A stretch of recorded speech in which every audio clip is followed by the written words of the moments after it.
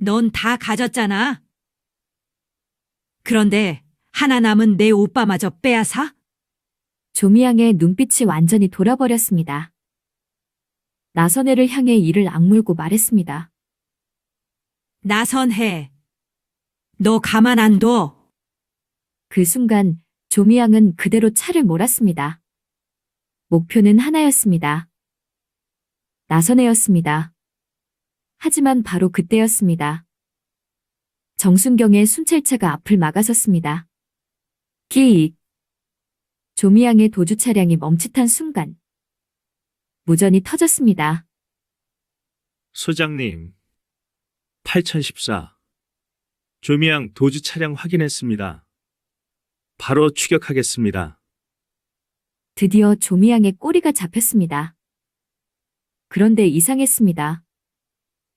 공기철은 이미 가족의 품으로 돌아갔습니다. 조미양은 공개 수배까지 당했습니다. 그렇다면 도망쳐야 정상입니다. 그런데 조미양은 왜 다시 온정시장으로 돌아왔을까요? 공기철 가족에게 복수하려고, 나선혜를 해치려고. 아니었습니다. 진짜 이유는 따로 있었습니다. 하지만 그 선택이 결국 자신의 덫이 되고 말았습니다. 도주 차량 8014. 과연 조미양은 끝내 죄를 인정하게 될까요? 조미양이 다시 온정에 나타난 충격적인 이유가 밝혀집니다. 구독과 좋아요 부탁드립니다. 지금 시작합니다. 조미양이 끝내 선을 넘었습니다. 나선혜를 향한 분노가 폭발한 순간 조미양은 더 이상 사람의 눈빛이 아니었습니다. 나선해. 너 가만 안 둬. 그 말이 끝나기 무섭게 조미양의 차가 움직였습니다. 천천히가 아니었습니다. 망설임도 없었습니다. 그대로 나선혜를 향해 돌진했습니다. 순간 모두가 얼어붙었습니다. 나선혜는 피할 틈도 없었습니다. 조미양의 차가 그대로 들이받기 직전. 바로 그때였습니다. 기익! 정순경의 순찰차가 급하게 끼어들었습니다. 조미양의 차는 나선혜를 향해 끝까지 돌진했지만 정순경의 순찰차에 가로막히며 결국 멈춰섰습니다. 범죄는 미수로 끝났습니다. 하지만 조미양은 멈추지 않았습니다. 오히려 더 미친 듯이 핸들을 꺾었습니다. 정순경은 곧바로 무전을 잡았습니다. 소장님, 조미양 도주합니다. 차량 번호 8014. 제가 뒤쫓겠습니다. 그 순간 온정시장 골목은 순식간에 아수라장이 됐습니다. 조미양은 시장 골목을 빠져나가려 했습니다. 사람들 사이를 비집고 골목과 골목을 미친 듯이 달렸습니다. 하지만 정순경도 놓치지 않았습니다. 순찰차는 조미양의 뒤를 바짝 따라붙었습니다. 조미양은 이를 악물고 더 좁은 길로 들어갔습니다. 경찰차가 쉽게 따라오지 못하게 하려는 계산이었습니다. 하지만 그 선택은 오히려 자신의 발목을 잡았습니다. 조미양이 들어간 곳은 막다른 골목이었습니다. 앞에는 더 이상 길이 없었습니다. 뒤에서는 정순경의 순찰차가 다가오고 있었습니다. 꼼짝없이 잡히는 상황. 그런데 조미양은 마지막까지 포기하지 않았습니다. 차 문을 벌컥 열더니 그대로 뛰쳐나왔습니다. 그리고 차를 버린 채 골목 안쪽으로 도망쳤습니다.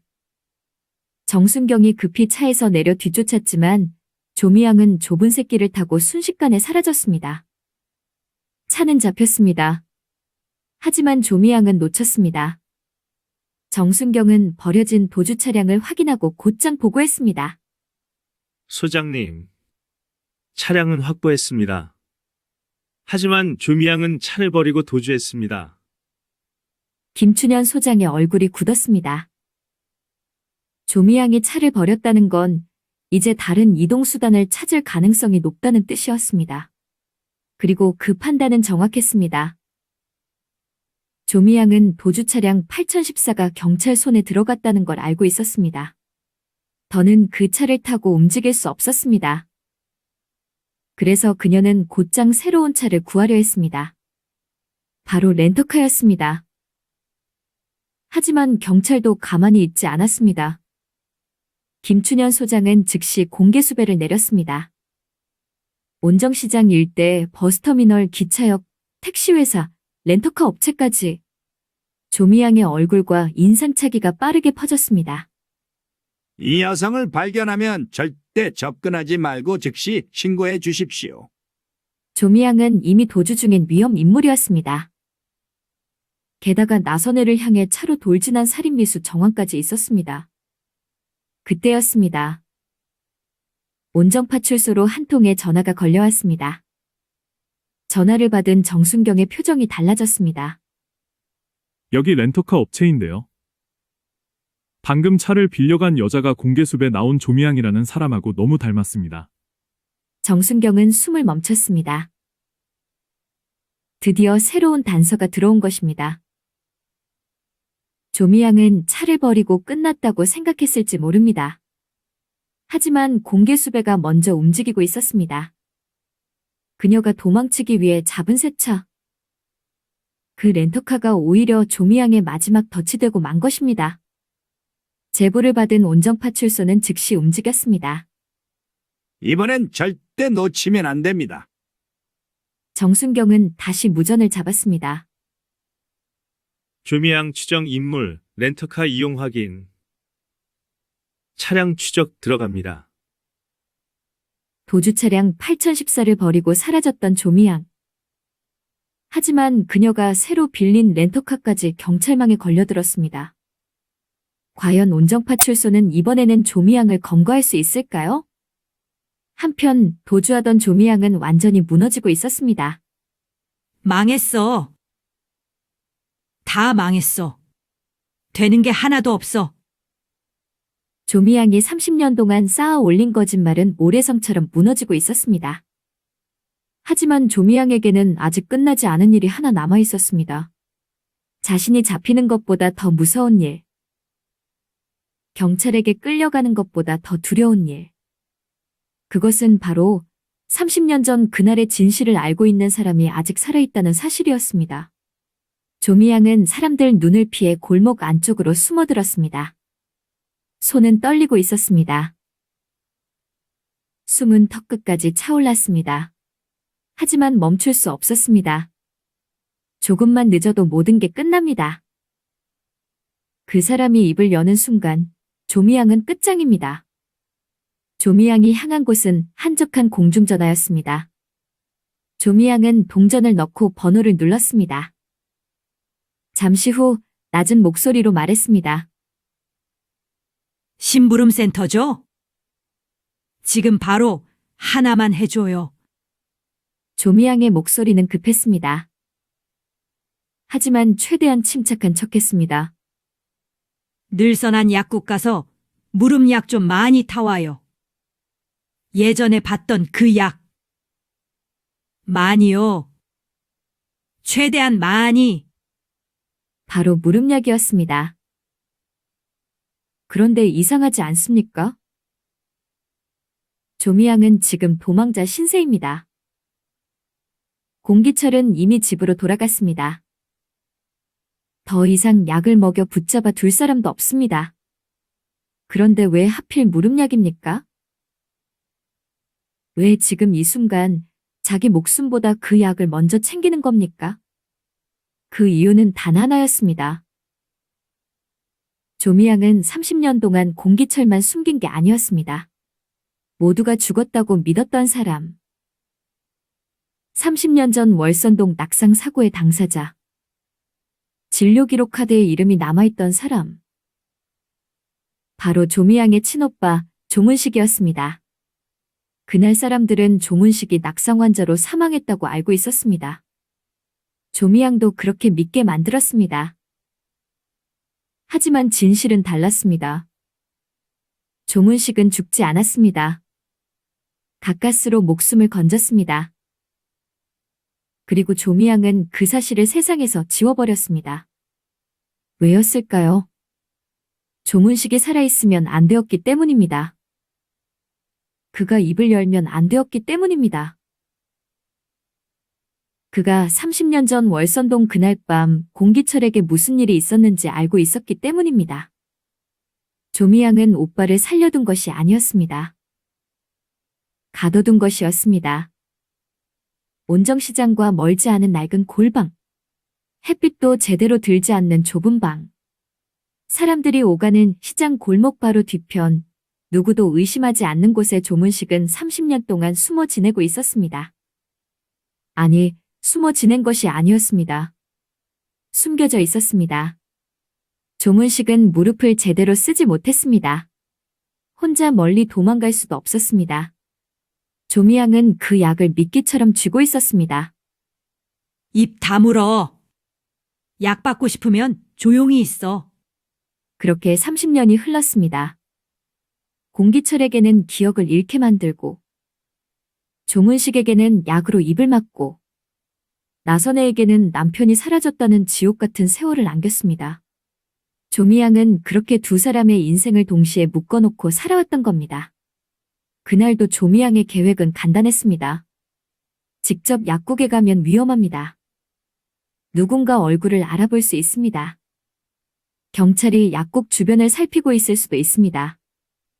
그래서 심부름센터 직원을 시킨 겁니다.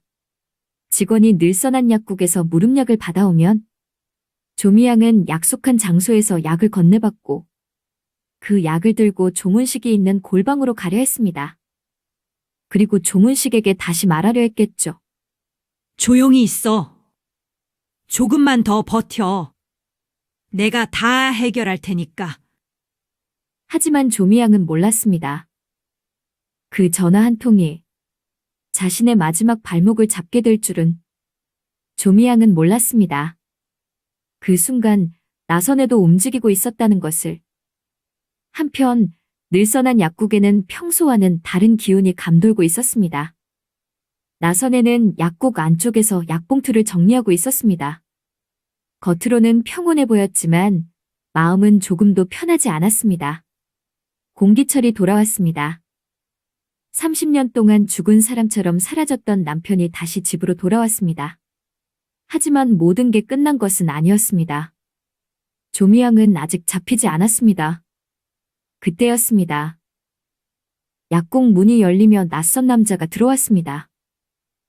나선혜는 처음 보는 얼굴이었습니다. 남자는 주변을 한번 둘러보더니 조심스럽게 카운터 앞으로 다가왔습니다. 저기요. 무릎약 좀 주세요. 나선혜는 고개를 들었습니다. 무릎약이요? 네. 무릎 아플 때 먹는 거요. 많이 좀 주세요. 그 순간 나선혜의 손이 멈췄습니다. 말 하나하나가 나선혜의 귀에 이상하게 꽂혔습니다. 나선혜는 남자의 얼굴을 천천히 살폈습니다. 남자는 어딘가 불안해 보였습니다. 약을 싸러 온 사람이라기보다는 누군가의 부탁을 받고 급히 심부름을 온 사람처럼 보였습니다. 나선혜는 약장 쪽으로 걸어가면서도 남자의 반응을 계속 살폈습니다. 그리고 약을 꺼내는 순간 눈빛이 흔들렸습니다. 그 약은 조미양에게 늘 나가던 약과 똑같았습니다. 30년 동안 조미양이 아무렇지 않은 얼굴로 받아가던 그 약. 그리고 지금 이 낯선 남자가 똑같은 약을 찾고 있었습니다. 나선혜는 아무렇지 않은 척 물었습니다. 이 약 누가 드시는 겁니까? 남자는 잠시 멈칫했습니다. 아버지가요. 아버님이 무릎이 많이 안 좋으세요? 네. 좀 오래되셨어요. 나선혜는 약봉투를 내려놓으며 차분히 말했습니다. 그런데 이렇게 많은 약을 비상약으로 두실 필요는 없습니다.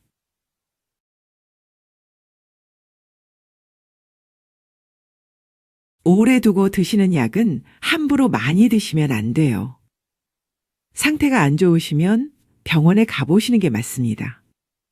남자는 당황한 듯 손을 저었습니다. 제가 멀리 가야 해서요. 아버지한테 비상약으로 좀 많이 두고 가려고요. 그 말은 얼핏 들으면 그럴듯했습니다. 하지만 이상했습니다. 정말 아버지를 위한 약이라면 왜 이렇게 불안해하는 걸까? 왜 복용법도 제대로 묻지 않고 왜 약 이름도 정확히 모르는 걸까? 그리고 왜 하필 조미양이 늘 받아가던 약을 찾는 걸까? 나선혜의 직감이 말하고 있었습니다. 이건 그냥 손님이 아닙니다. 누군가가 보낸 사람입니다. 그리고 그 누군가는 조미양일 가능성이 높습니다. 나선혜는 시간을 벌기로 했습니다. 일단 오늘은 이것만 드릴게요. 남자의 표정이 굳었습니다. 있는 거 다 주세요.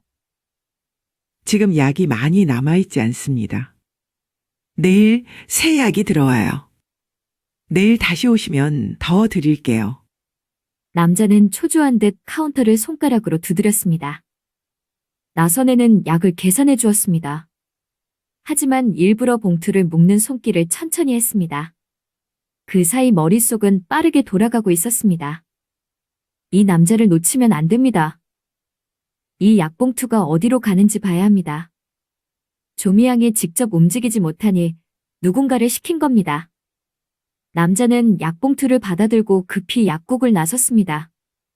나선혜는 남자가 사라지자마자 곧장 전화기를 들었습니다. 손끝이 떨렸지만 목소리는 단단했습니다. 김춘현 소장님? 지금 약국에 수상한 손님이 왔다 갔습니다. 김춘현 소장의 목소리가 다급하게 들려왔습니다. 무슨 일입니까? 조미양이 늘 받아가던 약이랑 똑같은 약을 찾았습니다. 그것도 많이요. 아버지 비상약이라고 하는데 말이 앞뒤가 안 맞습니다. 약사님, 절대 혼자 움직이지 마십시오. 저희가 바로 가겠습니다. 하지만 나선혜는 이미 약국 문을 닫고 있었습니다. 제가 뒤따라가겠습니다. 위치는 계속 알려드릴게요. 약사님, 위험합니다. 나선혜는 짧게 숨을 들이마셨습니다. 낮에는 제가 죽을 뻔했어요. 조미양 그 여자 때문에요? 이제 더 이상 참고만 있을 순 없어요. 나선혜는 전화를 끊지 않은 채 멀찍이 남자의 뒤를 따라갔습니다. 남자는 온정시장 골목을 빠져나갔습니다. 나선혜는 일정한 거리를 두고 뒤따랐습니다. 한 걸음 또 한 걸음. 나선혜의 심장은 터질 듯 뛰었습니다. 그 남자가 향한 곳은 온정시장을 벗어난 한적한 골목이었습니다. 낡은 담벼락이 이어지고 오래된 주택들이 드문드문 서 있는 곳. 사람들이 일부러 찾아오지 않는 조용한 곳이었습니다. 남자는 골목 끝에서 멈췄습니다. 그리고 휴대전화를 꺼내 누군가에게 전화를 걸었습니다.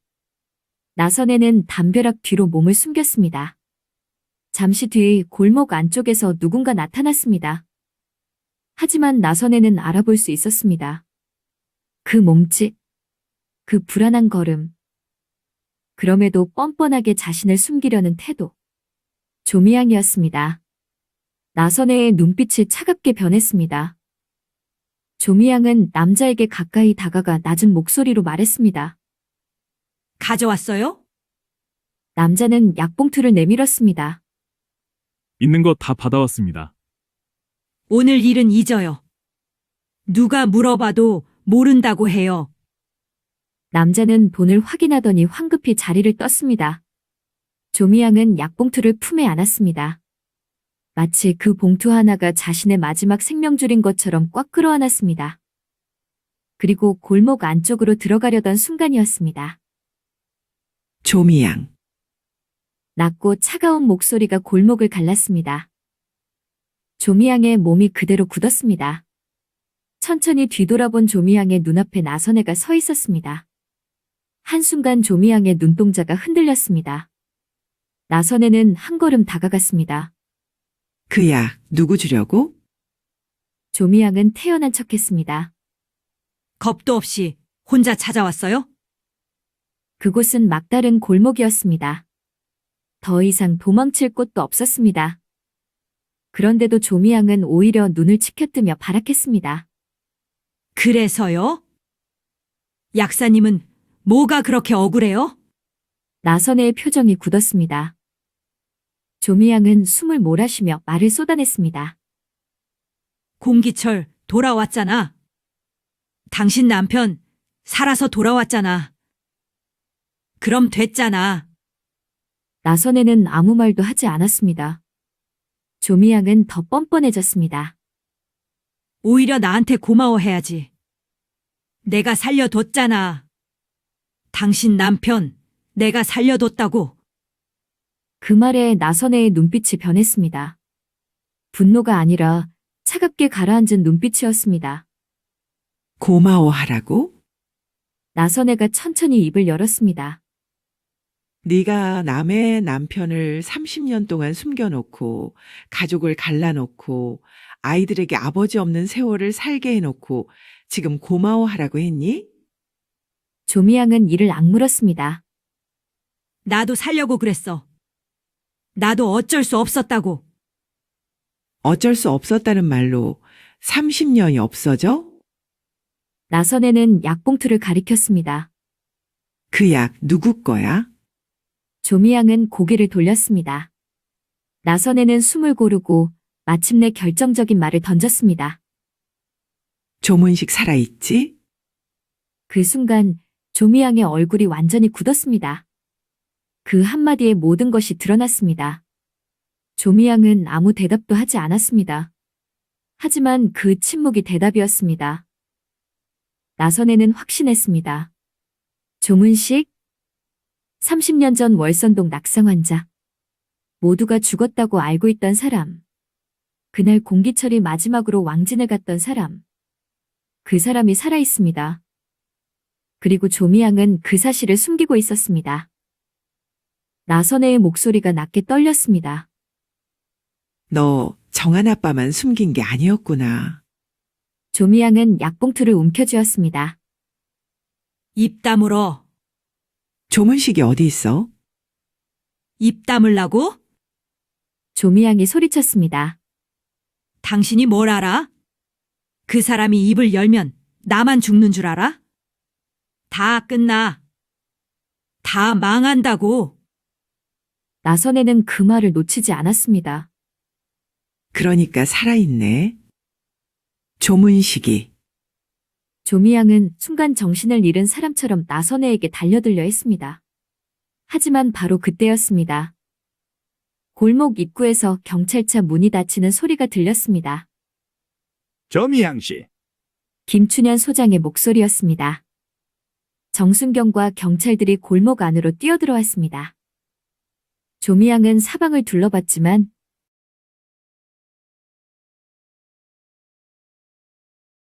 이미 늦었습니다. 막다른 골목. 앞에는 나선애. 뒤에는 경찰. 조미양은 완전히 갇혔습니다. 김춘현 소장이 차갑게 말했습니다. 그 약봉투 내려놓으십시오. 조미양은 약봉투를 품에 끌어안았습니다. 안 돼. 이건 안 돼. 이건 가져가면 안 돼. 그 반응에 김춘현 소장의 눈빛이 날카로워졌습니다. 그 약 누구에게 가져가려던 겁니까? 조미양은 대답하지 않았습니다. 소장님, 이 근처에 조문식이 있습니다. 김춘현 소장은 곧장 주변을 살폈습니다. 낡은 대문 하나가 눈에 들어왔습니다. 문고리에는 오래된 자물쇠가 걸려 있었고 그 앞에는 사람 발길이 자주 닿은 흔적이 남아 있었습니다. 경찰이 자물쇠를 확인했습니다. 소장님, 안쪽에 인기척이 있습니다. 조미양이 비명을 질렀습니다. 안 돼. 열지 마. 그 말이 오히려 모든 걸 증명했습니다.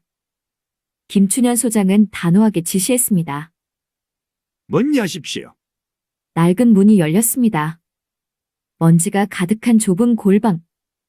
습기 찬 냄새. 오래된 이불. 그리고 그 안쪽 누워있는 한 남자가 보였습니다. 야윈 얼굴. 움직이지 못하는 다리. 하지만 분명히 숨을 쉬고 있었습니다. 나선애는 숨을 삼켰습니다. 김춘현 소장이 조심스럽게 물었습니다. 성함이 어떻게 되십니까? 남자는 마른 입술을 떨었습니다. 한참을 망설이던 그가 겨우 입을 열었습니다. 조문식.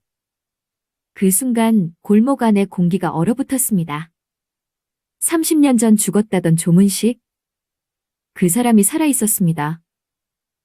나선에는 휘청거렸습니다. 이제 모든 퍼즐이 맞춰지고 있었습니다. 공기철이 왜 사라졌는지, 조미양이 왜 30년 동안 약으로 사람을 묶어두었는지, 왜 조문식이라는 이름이 기록 속에서만 남아있었는지, 그 모든 진실이 이 골방 안에 있었습니다. 조미양은 무너져 내렸습니다. 아니야. 아니야. 난 어쩔 수 없었어. 내가 살려고 그런 거야. 다 나 때문만은 아니야. 하지만 이제 그 말을 들어줄 사람은 아무도 없었습니다. 정순경이 조미양의 손목에 수갑을 채웠습니다.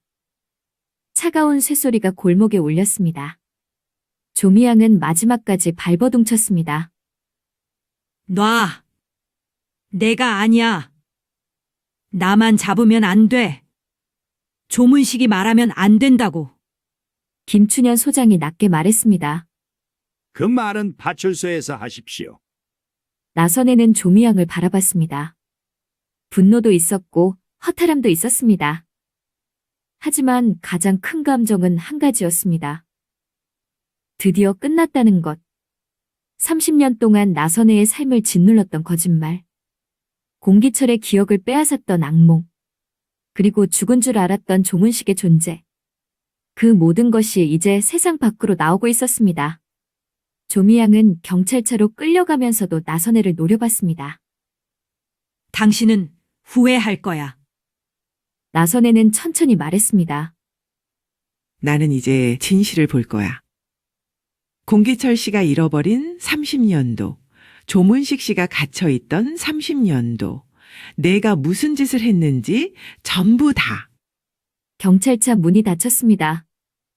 조미양의 발악도, 거짓말도, 변명도 그 안에 갇혔습니다. 그리고 골방 안에서는 구급대원들이 조문식을 조심스럽게 밖으로 옮기고 있었습니다. 죽었다던 사람이 살아있었습니다. 사라졌던 진실이 돌아왔습니다. 그리고 조미양이 끝까지 숨기려 했던 마지막 비밀이 마침내 나선애의 손에 잡혔습니다. 그날 늘선한 약국에 들어온 수상한 손님. 그가 찾은 무릎약 한 봉투가 30년 비밀의 문을 열어버린 겁니다. 조미양은 경찰차 안에서도 끝까지 고개를 숙이지 않았습니다. 하지만 이미 모든 것이 끝나 있었습니다.